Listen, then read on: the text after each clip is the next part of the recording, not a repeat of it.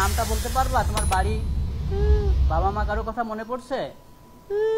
তোমার বাবা মা কারো কথা মনে পড়ছে?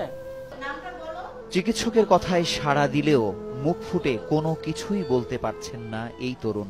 কি তার নাম, কার সন্তান, কোথায় বাড়ি, ব্যক্তিগত মোবাইল নম্বর, কোথায় কিভাবে আহত হয়েছেন কিছুই যেন মনে নেই তার। তবে চিকিৎসকের প্রশ্নে মাঝে মাঝে চোখ দিয়ে গড়িয়ে পড়ছে পানি। তোমাকে এখন বাড়িতে পাঠাবো, বসবা?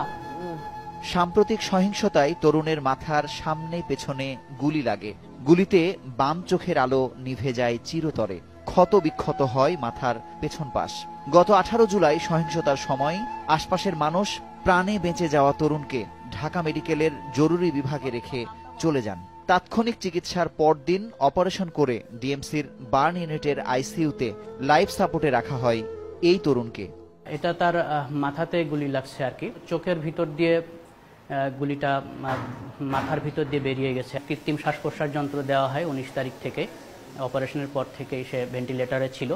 গত 22 তারিখে তাকে ভেন্টিলেটর থেকে উইথড্র করা হয়েছে এবং তার শ্বাসনালীতে যে টিউব ছিল সেটাও খুলে দেওয়া হয়েছে। আহত রোগীর স্মৃতিশক্তি সম্পূর্ণ ফিরবে কিনা সে বিষয়ে এখনো নিশ্চিত নন চিকিৎসকরা।